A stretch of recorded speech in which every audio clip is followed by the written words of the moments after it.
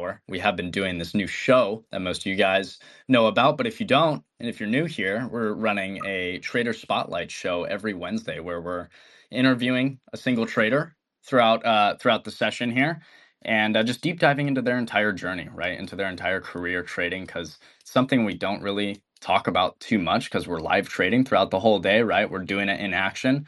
But we always love having these conversations where we're able to step aside a bit and actually deep dive into people's journeys, and going from nothing to successful in the market.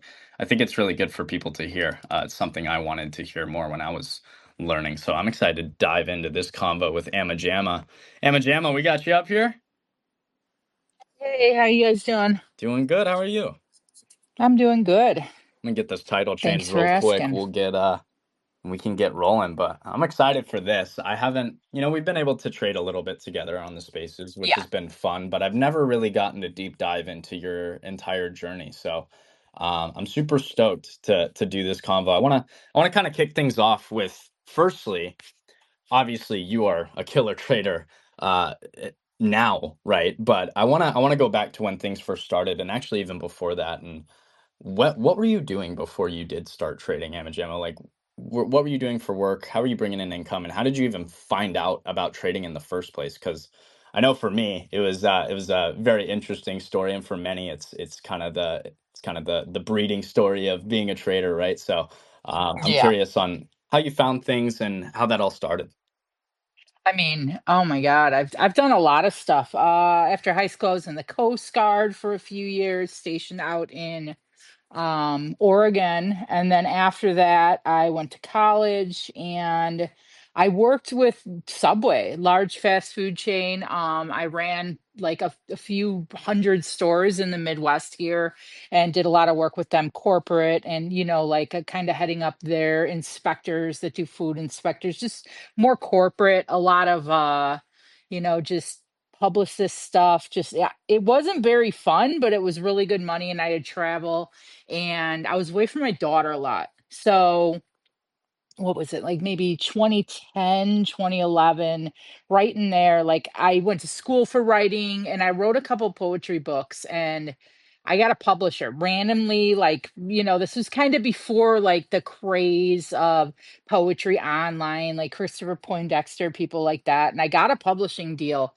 shockingly because I had no idea what I was doing. And one, and this ties into my trading journey too. One of them ended up being a bestseller. So I would get, my royalties from that. And my publisher at the time, like the CEO of the publishing company, was into Bitcoin. And this was like, I would say before 99% of people ever even heard of it. This was back in 2012-ish, somewhere in there. And he's like, and I told him just randomly, I said, why don't you put whatever it was, 3 months or this or that? I said, put it all into Bitcoin. Just, and he sent me this hard drive with Bitcoin on it. And I was clueless, but I was like, okay, this guy is gung ho about it. So I did that. I'm not going to talk about how much it was, but I will tell you, and this is going to break everybody's heart. I sold that Bitcoin within 6 months. And if I would have held it till today, I wouldn't have to trade ever again in my entire life. It was double digit Bitcoin, put it that way, but it was only like worth a couple $1,000s at the time. But I was clueless. He was like, oh, save this and put it in your safe, save it for your grandkids. He was from SoCal, like really into that tech, Bitcoin, just that kind of sector. And that exposed me to it at first because once I sold it, I really didn't follow up. And then a couple years later, I freaked out when I saw the price of Bitcoin. It was probably 2016, 2017, 2016, 2015, right in there. And I was like, and I couldn't believe the move it made. So I kind of started in crypto first and like from 2015 like to 2019, 2020 into pre-COVID, I really just kind of played around in crypto and I invested more than actively traded. I had no idea what I was doing. I made some money with some coins and I lost a lot of money with others. And then that allowed me actually with the book deal allowed me to stay home. So I was home. I needed something to do. I was used to being out of town and working 80 hours a week and never sitting still. And, once I was home and I was able to kind of retire from actively moving around, and my husband made really good money as an engineer, so I was home with my kid and I just needed something to do. And I had like a book deal to do a few more books, but I hated it. It was a slimy kind of underbelly with publishing in general back then. There you could probably find some of this stuff online, I'm not sure. Like 2015, like the publisher ended up like there was this big weird he was exposed. It was almost like a Me Too movement. He was a real creep to a lot of us female writers, and he was kind of like canceled out. And I jumped to another publishing company, and I was just done. Like by then, it was like I still have probably enough manuscripts to put out 5 books, but it was just something I didn't enjoy doing anymore. It was really just a wild situation all around. And it was kind of borderline, uh, I don't know, just kind of like not enjoyable for me at all. But it is where I was exposed to crypto. So I started in crypto for a while. I mean, I didn't really know what I was doing. I tried every strategy under the sun.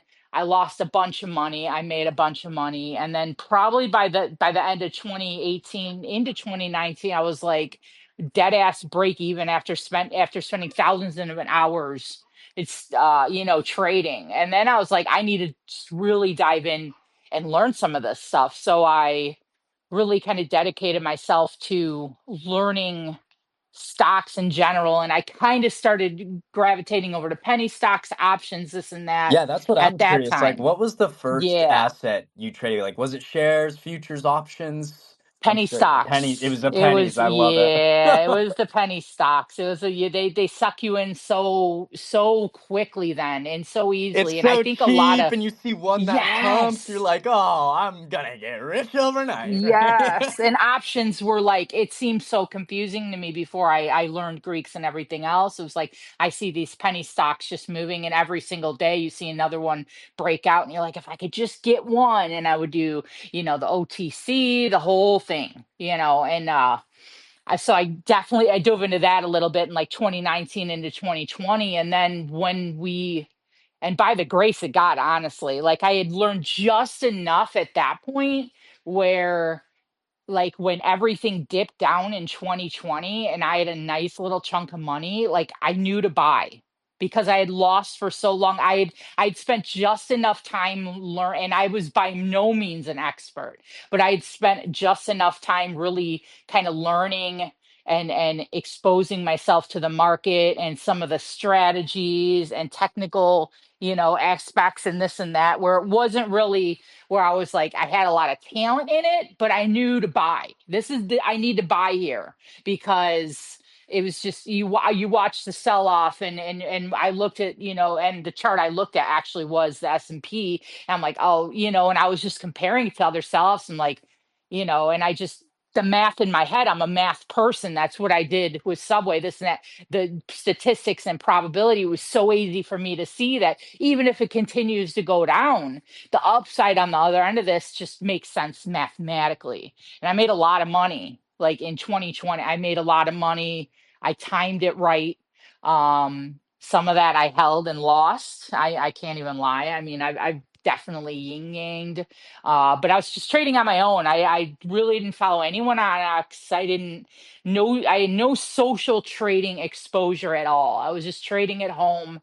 Um, having fun with it, just really learning some stuff. And I ended up, by chance in the social part of trading, just with something not even to do with trading. So yeah, I mean, so I made a really nice amount of money SPAC, like the SPAC wave 2020 into 2021.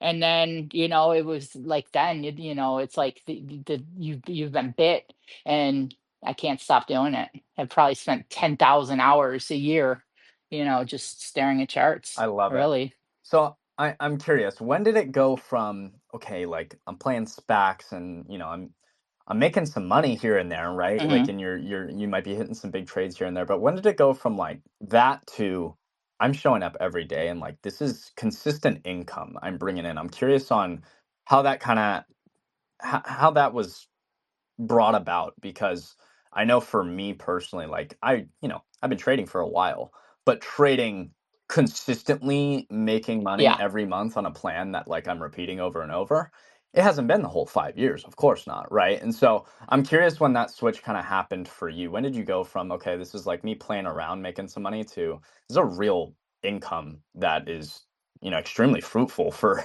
paying bills and Yeah. like for my life? Yeah, absolutely. I mean, pretty much at like into 2020, into 2021, for sure, I realized that like, holy cow, this is actually changing my life.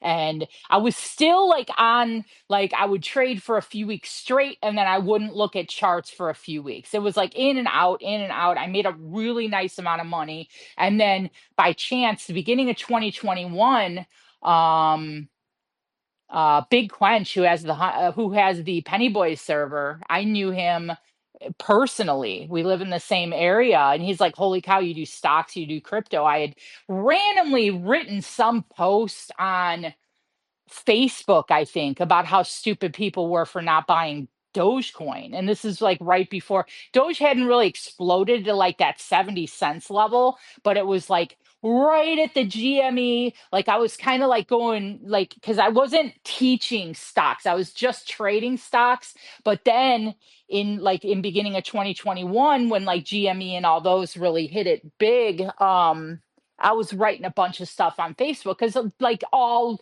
people who were clueless were starting to be like, oh my God, stock trading. So I would constantly be writing stuff like, don't buy at this level. Are you crazy? All these things. And I was friends with him on Facebook and he hit me up. He's like, you trade crypto and stocks, this and that. I had no idea. The Discord, none of those stuff. And we met, in the town we live in. And it's for like just a few $100. Like, why don't you come in my Discord and, make some posts, this, that, the other. And that's really when it became like, all day, every day. Like I had the knowledge, but I wasn't paying it forward. I wasn't teaching it.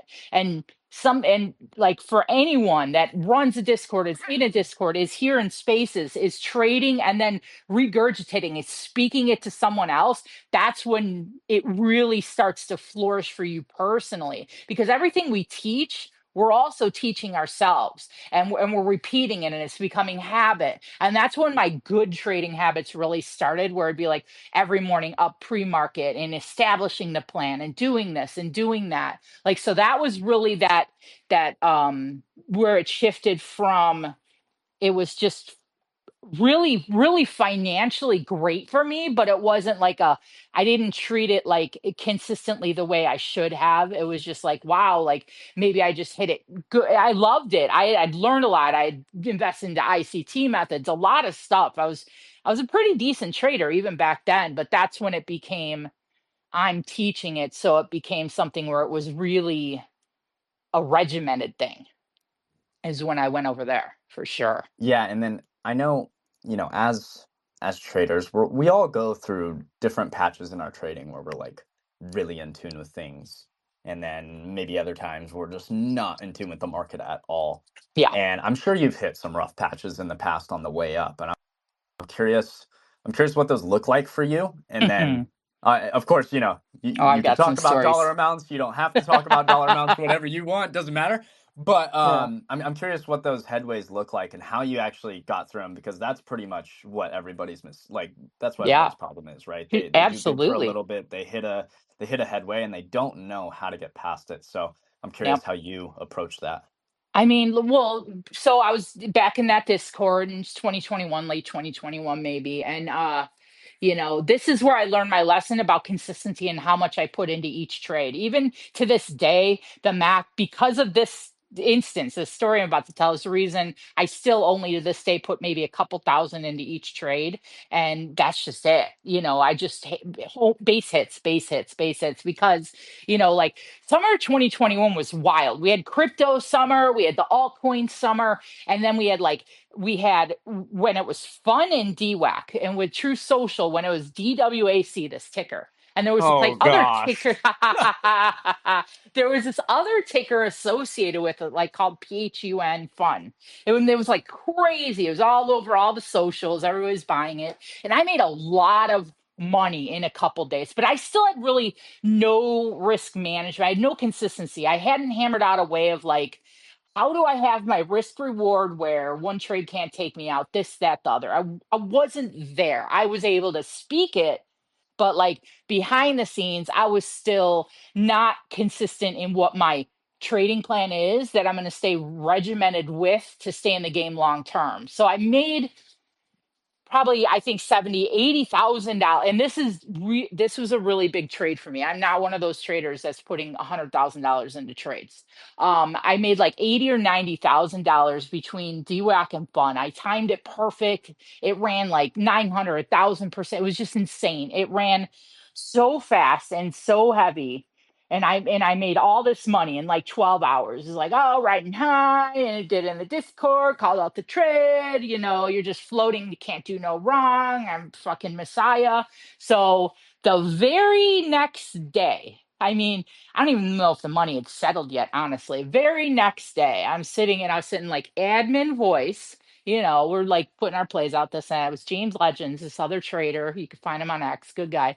And I took like a SPY short. I don't even remember if it was a short or a long, but it was 0DT SPY trade. And it was the beginning of the day. And this thing, I took the calls and it went down all day long. And I kept adding and adding and adding and saying, all I need is one pop on this trade and I'll get out at break even. And it just didn't happen.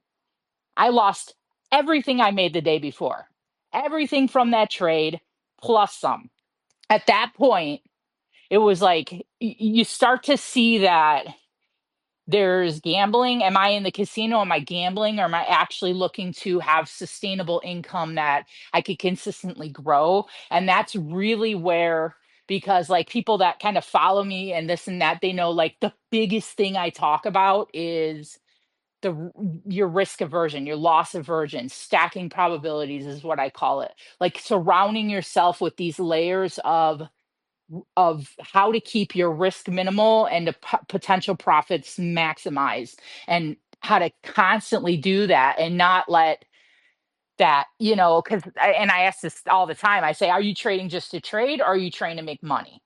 Because like there's a key difference in that, whether it's the setups, the FOMO, this, that, the ever, whatever it was. But that day was like the pivot for me of, I'm done doing that. I'll never do that again. I'll never put that much money in a trade again. I don't care. Like I could hit a 500% trade on a Friday that I put like 3 or 4 thousand dollars into and make, and which might be 1, 2% of my account I swing trade with, or a 0.5%, whatever it is. And I'm okay with putting that tiny, tiny amount into the trade and only making 10 grand instead of putting 10% of my portfolio into the trade and making 100 grand. I'm okay with that, because the other end of it, like you can go on a bad run. You see it in poker, cards, everything else, like where on the river, you lose on the river every time. You have 80% odds. Like, because every time it resets, it doesn't mean, oh, I had 80% odds of winning and I lost this one, so I should win the next four. You could lose five in a row with those where you think you have the odds in your favor, and you're done. Your portfolio is just straight blown. You're out of the game and you've lost it all. And I see it all the time with new traders. You could win 5, 10, 15, 20 trades in a row, but when we don't have that risk, that mentality right in the front of our head, our core focus in the trading being like, just because I'm on this hot streak and my portfolio went from say 10K to 50K doesn't mean I have to put 5K into this trade when I was putting 1,000 in the trades a week ago. Because if you can't consistently win with a small account, you're never going to do it with a big account. I don't know, for me, like, because like you see all over the place. Like, oh, we're growing an account from $1,000 to $100,000. We did it in 4 days.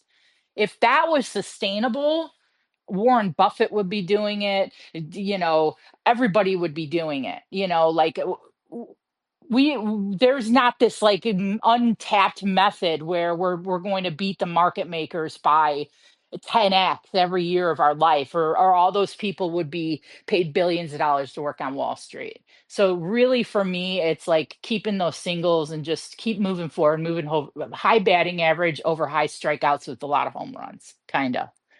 I love that. And how do you get through a loss like that? I imagine some time maybe was taken off, or maybe some self-reflection, because I know me, I Yeah. took a little time off and had to kind of recuperate a bit. So I'm curious, like, what steps you took to kind of get through that loss and then move on from it and get back on the horse a bit.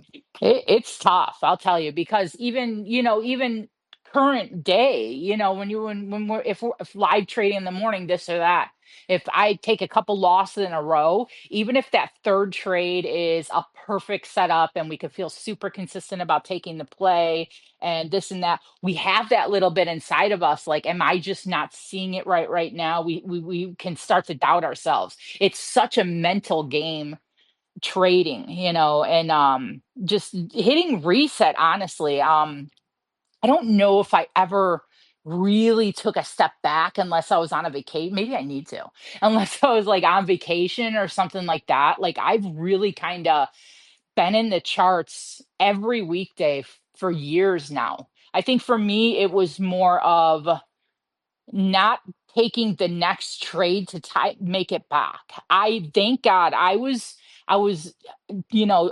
far enough along in my trading journey, and I have taught the risk management enough at that point. Even if I wasn't following it, I might be speaking it, which a lot of people do. I think I was far enough along in my journey at that point. I knew that what I didn't want to do was put more money in my next trade to try to make it back. Staying out of that, like, make it back technology, make it back mentality is, oh, it's like it's critical. So many people are like, like, I lost 4K. That's okay. I'm gonna make it back tomorrow, or I'm gonna put 2,000 more into my account and we'll make it back. Just like, or get back to break even. We can't trade our P&L. We have to trade the charts. And keeping that in the front of my mind is what stopped me from really going off the deep end and blowing up everything I had made for years earlier, which we see all the time. And it's crushing to see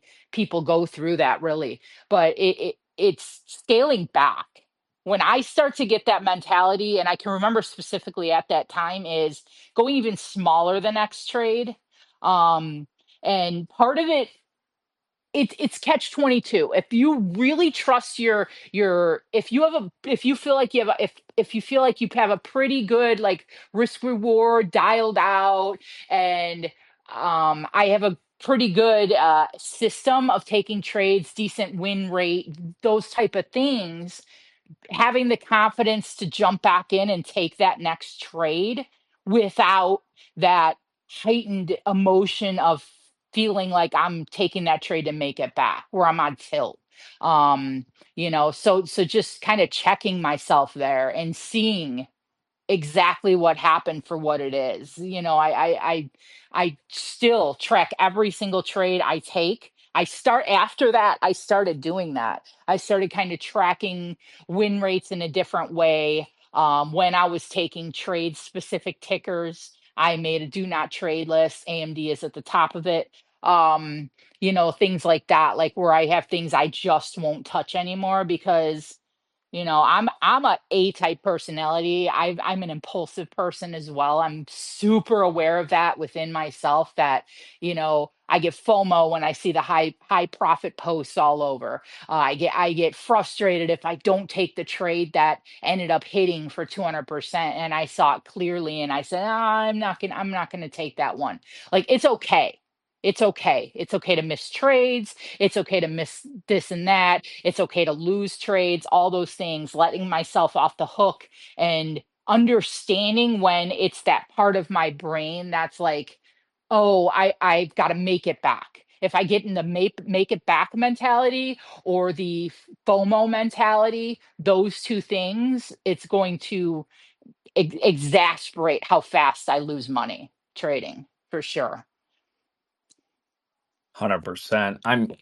So, you've had this whole journey, right, where you're finally consistently making money. You had some rough patches that you went through, but you get Mhm. through them.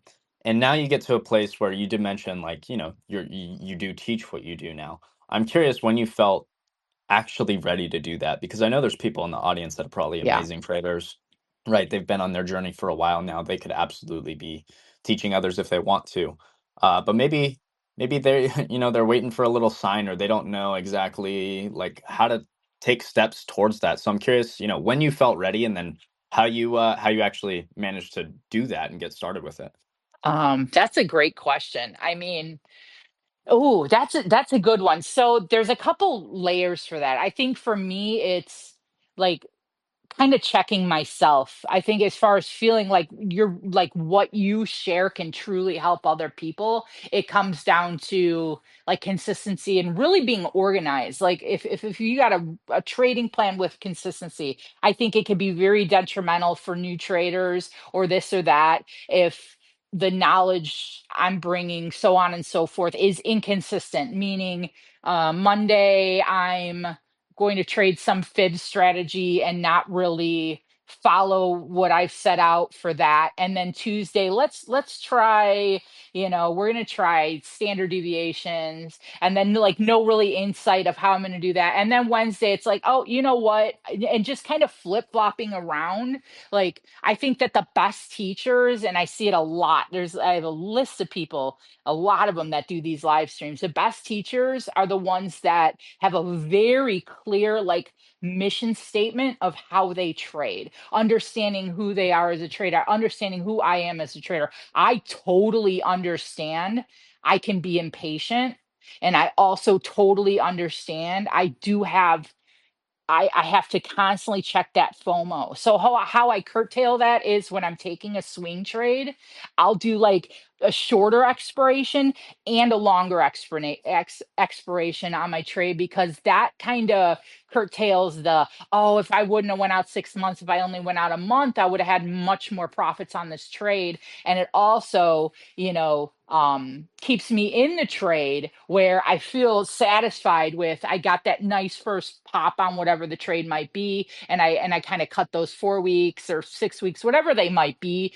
and I take those profits out, and I still got a little bit in those leaps, and they're totally paid for. That's kind of like one of the things that I find that works for me. But I would say for anyone here that really feels like they have that technical side kind of down, you've got to it should be like it should be a consistent thing. I think that when we go into wherever it is teaching, even if it's not stocks, wherever in the world it is, being very consistent and concise with how you trade and how you attack these trades and what's the system you use. Like I see like Casey trades. I see him with his spreads and his swings. He's very, very specific on what he's looking for, his plan, where he would cut it, where he would do that. And he's using the same technical setups. He's not jumping through indicators. He doesn't have 15 indicators on his chart. And that's the thing. I'm very simple with what I use technically to trade with. This and that. So I think that's the biggest thing because if anyone knew that's kind of following me or anyone else looking to take that journey, like the more they know about what your plan is and how you are as a trader, the clearer they're going to be able to be to finding their own way as well. So when I first started that transition from like kind of trading to teaching some trading, um, I kind of was learning as I go a little bit.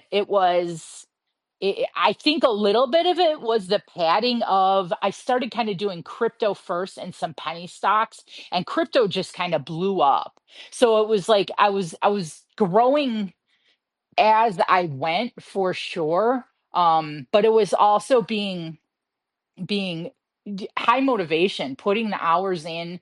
Like I feel like it's hard. You think back 4 years on your training, you're like, God, I sucked. but I didn't suck. I was very, it's like, because I've learned so much from then till now. It's like, I feel like I can't even give myself any compliments of who I was 4 years ago as a trading, because I've probably changed every facet of my trading since then. It definitely worked then, but it's a whole new ball game now. And I think consistency with where you are, very being very clear, and having a set of things that work for you, and I think every trader can pull from everybody what really works for them. I cannot stand, for example, I can't stand trading with EMAs and MAs. I can't stand them on my chart. I want nothing to do with them, and it's probably the most popular indicator out there. But that's okay. It doesn't mean someone can't learn from me because I don't use them and they do.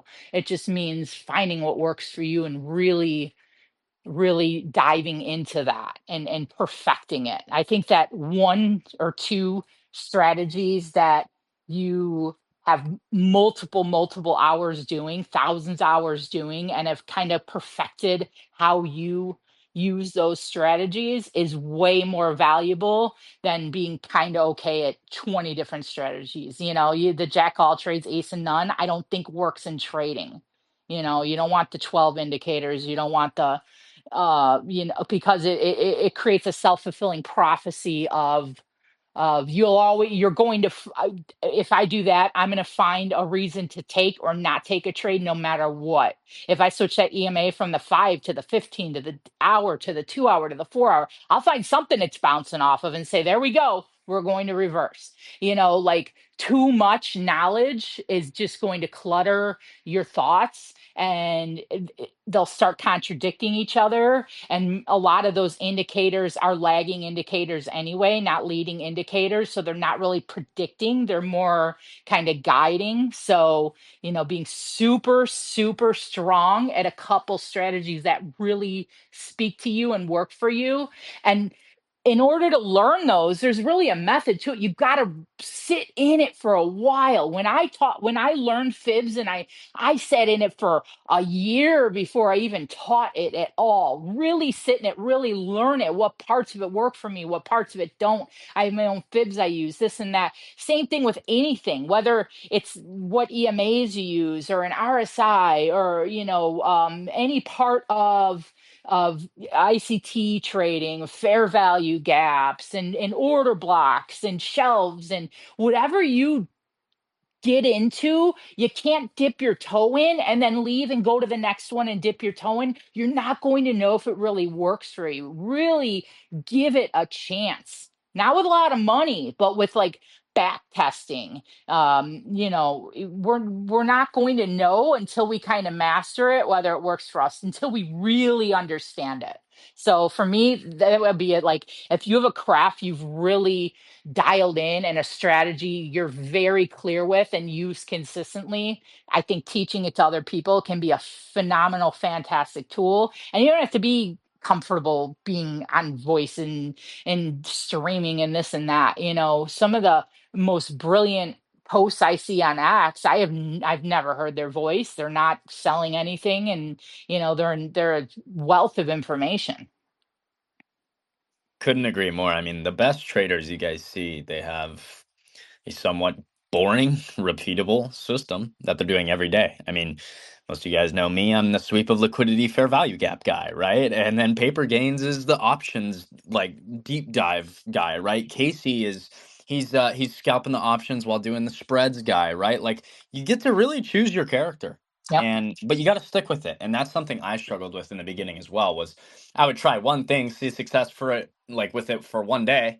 The next day I'd take a loss with it and I'd be like, oh, scratch that strat. We're going to the Yep. next one. So you can't do that. You have to dive into one, because newsflash, guys, I know this is like a little bit of a hot topic, but dude, all the strategies are the fucking same. They're all the same. Yep. Okay, whether you're playing supply and demand, it's the same shit as playing fair value gaps. It's the same shit as playing super liquidity, EMAs. The same EMA entry you take, I probably have confluence using ICT concepts. It's the same shit, Yep. right? And so that's where choose your player. What works for you? What allows you to look at the market and say, I understand what's going on? that's the one you choose. That is the best strat, right? And so that's where it's just beautiful. You get to choose your character. And so I am curious, Amma Jamma, because I don't really exactly know your strat. I'm curious, Mhm. like, what is your go-to strategy? What Okay. are you looking for when you show up to the market every day? Oh, I'm that's curious great. whether it's That's a great indicators you're question. using or whatever system it is. I want to know. I'm a little unique. I mean, I think part of that is because I spent a long time trading without any exposure to what would be, like on X, we see like Orb will be like all the rave, and then it'll be the next thing, and then it'll be some certain EMA Because and this, Orb that, the has its other. moments where it works really good in the Yes. market and then it's shitty and everybody disregards it for a Yep. little Like the last while. 2 weeks, Orbs has been junk while we're in a 4 point range on the SPY. Like that's just the reality of it. It's okay, But so for me, it was really uh, stone cold, straight midpoint everything, I would say is number one, top of the list, no matter what, whether it's a 1 minute massive breakout candle, put a line right in the middle of that when you're scalping in the morning, midpoint of gaps, 50% retrace of fibs, midpoint I always am considering in some way or another in every single strategy I do. It's standard deviation. It's where algos naturally are programmed to pick up buys and sells, and we're naturally going to see the volume. Second one's going to be volume in every way, shape, or form. Volume is always going to give you little hints and tricks of what's coming next. Exhaustion candles, increasing candles with sustainable, increase in volume versus nope, that was like a blow off exhaustion candle we're about to reverse, and the other, and then buy sell orders with like volume shelves, volume profile, so on and so forth. So for me, it's that. And I would say with my swing trading specifically, I'm a trade into strength trader typically. I'm not looking Well, to that's what bottom I've tick. seen. You're generally Yeah. capitalizing on those stocks that Yep. have relative strength, which for anybody in the audience, you heard breakout. That's what you're trying to do if you're trading Yep. breakouts, right? You want to be on that relative strength ticker, but continue, please. I just want to add that. Exactly. So I'm usually looking for charts that show strength or show the kind of the squeeze mentality. Like like I the only EMA I ever keep on a chart is a 200 EMA on the daily. When that's like kind of overlapping with volume profile and we're breaking through that, love things like that. For me, I'm not looking for that bottom tick entry. Like I don't give a shit if I only made 80% compared to 60%. I care about taking the highest probability setup with the safest entry. So, like for example, a fibs trade, I don't want to touch a reversal on a clean sell off until we break 25% retrace. And I'll play that up to that golden 50% and take that trade because that's a high probability setup. You've got, 7 out of 10 times we break that level, we're going to get to the next level. If we're taking bottom tick kind of reversal trades, which work great for a lot of scalpers, and I used to do it all the time. I liked scalping still, of course, in the morning. But like as far as like midday trading or a little slow down or swing trading, I really need to see something there first. I need that confirmation before I'm putting my money in there. Because if we look at tickers like Neo, for example, this or that, like there's no such thing as has to bounce here. It's just simply not true. It's just simply not true. There's no such thing as that. Oh, the RSI is at 20. Doesn't matter. RSI could go down to 3 for all we know. I want to see, that cross back over. I want my RSI back over 50 on a day trade mega cap. I want those, things lined up where it checks the boxes, like I call it stacking probabilities. Okay, we took the bounce, and now because like fibs is really my big one during the day, but not in shop. When we have clean price action, I think fibs is the strongest way to understand whether we're getting pullbacks for continuation or reversals. That's for me, that's the method I love to use midday for that. But I'm a buy into strength trader with confirmation. However, I'm not necessarily I want to find that stock. What's the next name that's going to break out? I want to see that stock have that impulsive break because 9 out of 10 times The second push on a stock is going to be stronger and cleaner than the first, meaning I don't give a shit if I miss that first impulsive break, because the second move this stock's going to make is going to be higher volume, cleaner moves, and less risk. So I'm really kind of looking for, I want to see it already show me something. I'm like, show me, and then I'll take it. And then like as far as like the day trading, lunchtime day trading, I have to have, I'm not a lunchtime day trader. I think it's horrible, horrible volume. I think it's just simply, and like, so I teach those extra layers of, you know, probabilities. So, extra layers of protection just to make sure that we're not jumping into something trigger happy, wanting to trade over wanting to make money. So definitely, definitely like, so order block, volume, fibs, but it's a fib, it's different. I use a regular Fibonacci retracement with the 0.25, point 0.5, and 0.618. Only those three levels I use on them, because I feel the other levels, while they may be bounce points, um they don't fit my risk reward, because I want a minimum, like on a day trade, I don't want to risk $1 unless I'm going to get two back. And then on swing trades, I want to get like $3 or $4 back minimum. So those extra additional layers in the fibs, which for me, I feel like are the weakest layers on the fibs in my experience, I just totally eliminate them, keep the chart clean.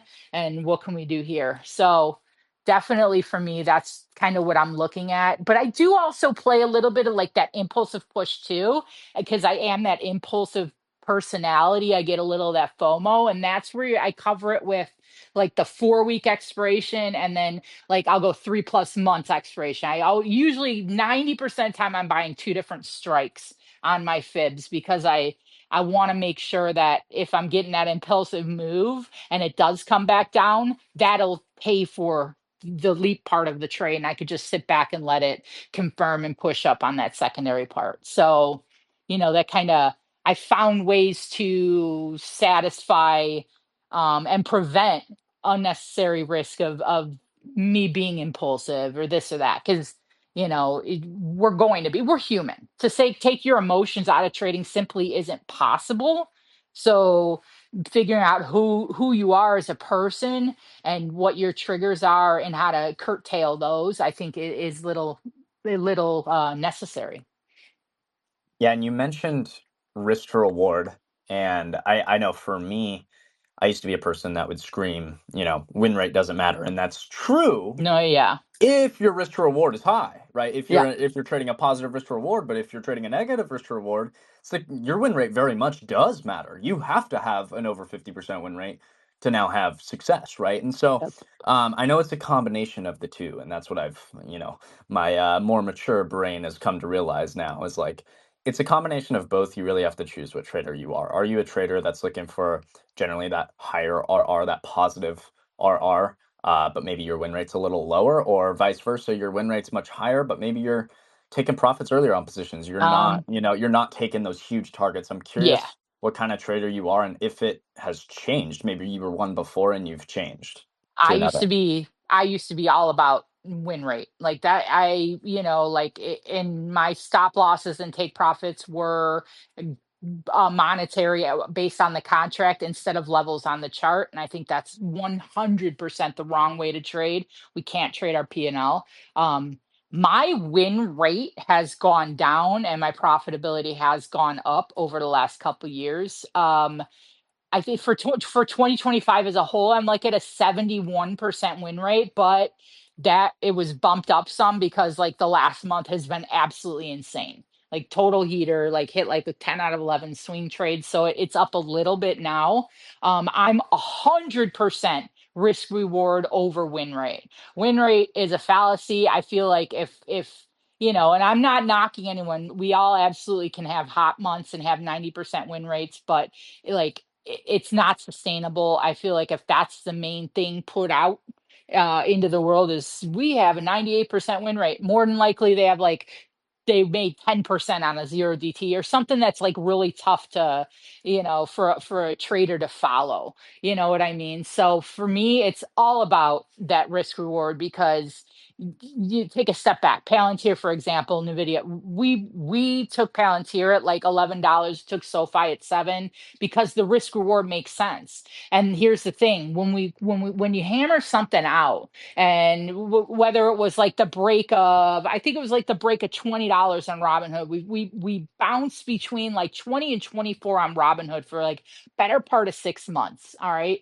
If we're looking for, say, we believe that Robinhood could go to $60. All right. And we take that entry at the break of 22, it was at the time, but we'll cut it at the loss of that low where trend breaks support. So say we're cutting at 20, $19, which is only $3, but our profit target is up at 40 or 60. That we have literally set up a trade where every dollar we risk, we're setting up for $8 profit, which means if you flip this to another way to look at it, you could lose that trade 7 out of 8 times and break even.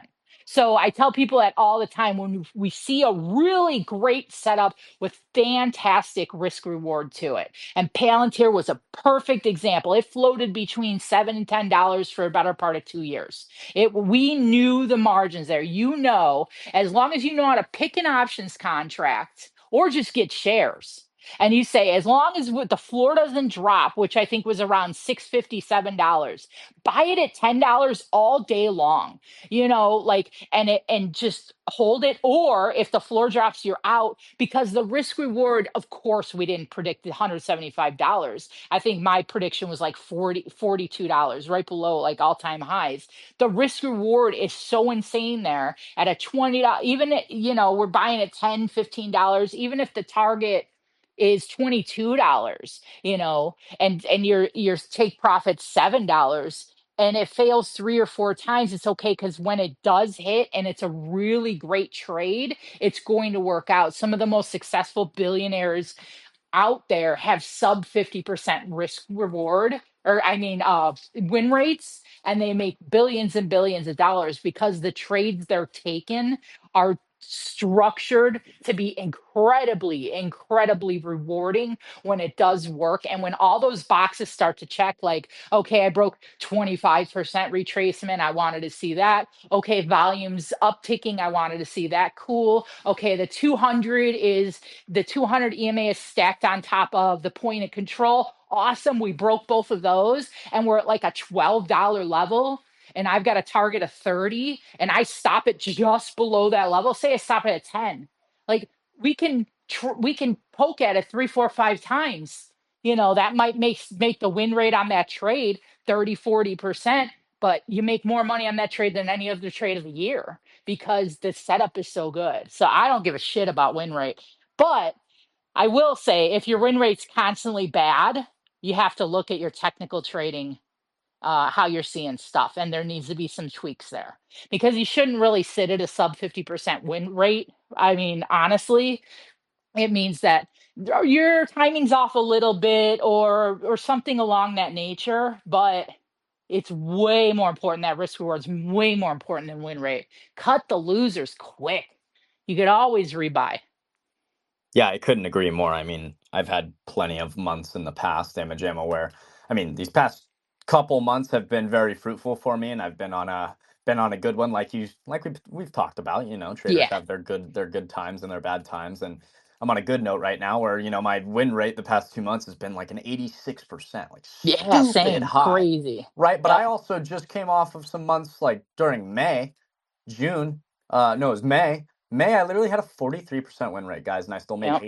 $8,600 still on the month. Now, is that a killer month? Not really, but just Keeps goes you to in the show. game Look for the at next month. 43% win rate. I'm losing more than half the time, and I'm still able to get those gains and make 8 grand, right? Almost a 10 grand month trading. And so it just goes to show that Amma Jamma is 100% right. It matters more about risk to reward. And of course, there's trade. I'm curious though, Amma Jamma, because I know I have opportunities in the market where it's rare. It's not going to happen every day, but there are some setups where you see it. I've seen it 1,000 times. I've sat at this desk for 5 years every single day watching this market. There are some setups that I see that I'm just like, oh, this is gonna do what I want, and If it doesn't, I am Yeah. okay with the risk. But I'm curious. A lot of those positions sometimes will end up being a negative risk to reward. Sometimes I'm so confident we're going to go to where, a big liquidity level that I've been watching, but maybe I missed the first initial move and I'm trying to get continuation, right? But that risk to reward is negative.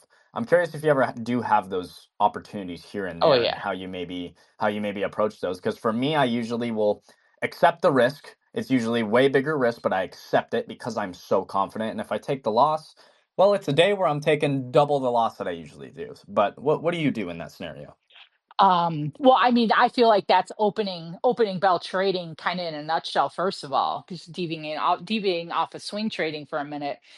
Of course we're going like the risk reward isn't going to be like a built-in $1 risk for $4 reward the first 30 minutes. It's logistically impossible. So at that point it's kind of pivoting back to specific criteria. That's where for me it goes back to what's the strategies I use that work for me. I've tried them over and over and over again, and they kind of work out because obviously scalping the first 30 minutes a day, unless you're like Superman, it's really tough to be like, I am having a 1 to 4 risk reward 2 minutes into the bell. And this, so the opposite of that is like it's like a large scale. This is my big whiteboard, and this is my trading plan. And I've got all these things, these boxes I check, and these additional layers I have, and all that. And then there is, of course, going to be trades that don't necessarily set that plan, but that's where you deviate into like the technical part of the trade really making sense. Like for me, like if on the opening bell we get a massive Tesla candle, okay, and I pop like I pop a line right in the middle of that candle. All right, and that happens to be right where like the VWAP gets starts to like curl up and we bounce off that. I'm like, all right, I like the trade there. And I immediately know if we lose the bottom of that candle, I'd be out of the trade. And I expect this to happen. So it's always consciously, because I can't like draw little boxes and say, I don't have time to do that those first few minutes of the day. But I know the setups I really like to take and tend to really break the way you expect them to break. And then learning like stocks personalities. Tesla behaves different than Apple behaves different than Palantir. Understanding that, for me, I've noticed when Nvidia and Palantir tend to be kind of bearish or choppy, is usually a day Tesla or Apple is pretty bullish in 2025. Understanding those things. The second one is beginning of the day, no matter what. All right, unless you're a futures trader or this or that. I like to trade the tickers. I prefer to trade the tickers overall. I identify my bullish and my bearish outliers. All right, and that's it. If the whole Mag 7 is red and I've got Apple blink blink up 1%, I'm immediately charting my levels on that. I want to see a little bit of a pullback, a pop of that, whatever it is, whether it's pre-market high, yesterday's high, whatever it might be, and I'm in it. You know what I mean? Like identifying that, because it's like an extra, even though the risk reward isn't there, it's like it's an extra little safety net of it's going to have the strength, all the eyes are on it, this and that. There's other ways to really kind of pivot around when $1 risk to $3 reward regimen and being super rigid kind of isn't possible, and also be able to not blow your account up. And I think that the issue with that is, say, like I had talked about Tesla, and we get that huge breakout, it pulls back to midpoint of just that one candle. We take the trade, but then it fails. Too many people will watch it slip through VWAP, watch it slip through the bottom of that candle, and just kind of still hold it. Even if it's only down 10%, you're like, it's not down that too much. It broke structure, cut it, because that is capital in case you lose again. It's less money you lose there. Cut it at 6%. If you lose trend, cut the trade. I don't care if it's -3%, -7%, -11%. Like, I'm kind of anti the all or nothing method day trading, because I need to see it, because for me, if like the negative, like you were saying, the negative risk reward, I need to see way more than 20-30% to really say I'll hold this into zero. I'll let it go 100% down. I have a real hard time absorbing that. I don't do that. so for me, it's if I can't have a risk reward that's in the positive, you better play those levels super rigid. If it loses trend, out no matter what.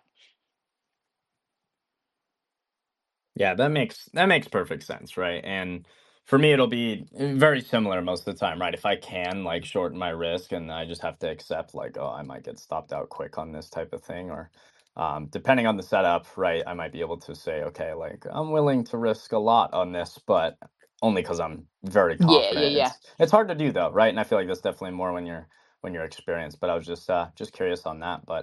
Coming into the top of the hour here, this has been a great combo, Emma Jam. I love deep diving with you and hearing your I story. appreciate that. So cool to see that. I never knew that you were a writer and you wrote all these books that got published. Like that's insane. So I'd love to hear that you came from that and then got into trading from it. So cool. Maybe you can just leave us with. I'm curious, like what the day with Amma Jamma looks like. Like what's your morning routine look like, and then Oh going my God, throughout the day with trading and everything you do. I'm curious what it looks like a day in the life with Amma it's Jamma.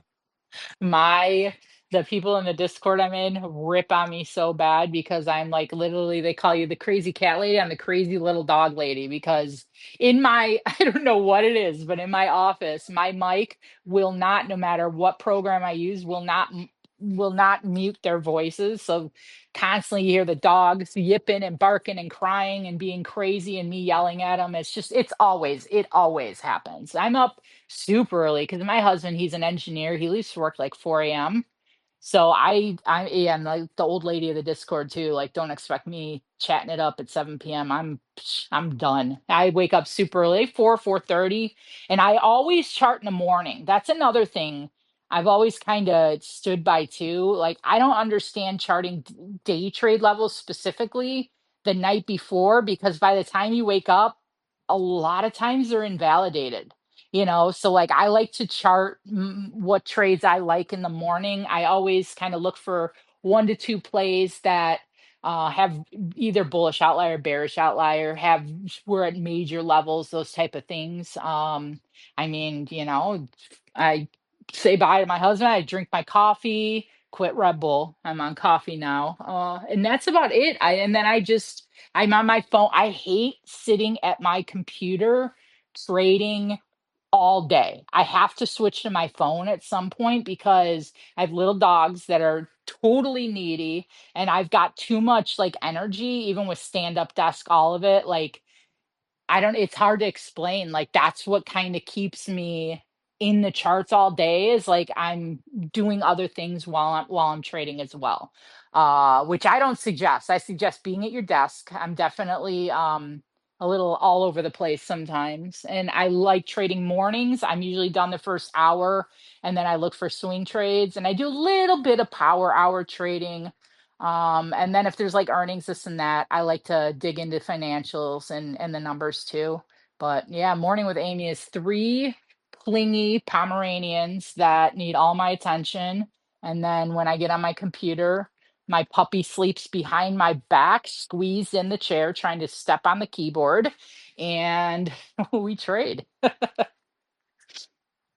I love it. That's awesome. And I see it with most successful traders. Of course, we have Rizzo up here that loves to sleep in because he's up all night trading. But I just love to hear you get up so early because I'm the same way, and I'm on PST, so I kind of have to be up early. But I'm the same way. Like my dad has woken up at 3 a.m. every morning for his whole life. Yeah, I'm I'm waking just up at used 4, to it. 4:30. Got to be up and you're ready to go, right? And Yeah, you have to be prepared. I remember there was a time where I was waking up 5 minutes before market open and just not prepared at all.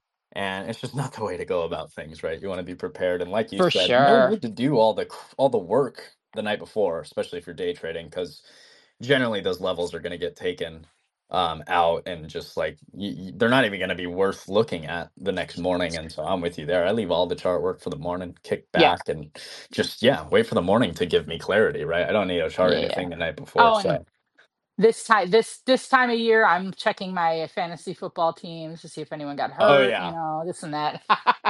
oh Check that in the yeah, morning too. that's awesome You stuff. know, Well, great convo, Emma Gemma. Obviously, I know we're going to keep the live appreciate trading it. going. You're free to hang on, of course. Um, But that was amazing, and I want everybody in the audience to make sure you guys are following Amma Jamma for coming up here and just sharing the whole story. I know that means a lot to you guys in the audience, being able to hear traders' journeys and what what we've gone through to get where we are. And everybody's different, right? Everybody has a different story. So just loved doing these conversations and really appreciate you, Amma Jamma. Thank you for the invite. I totally appreciate it. I'm going to mute for a couple minutes, but I No will worries.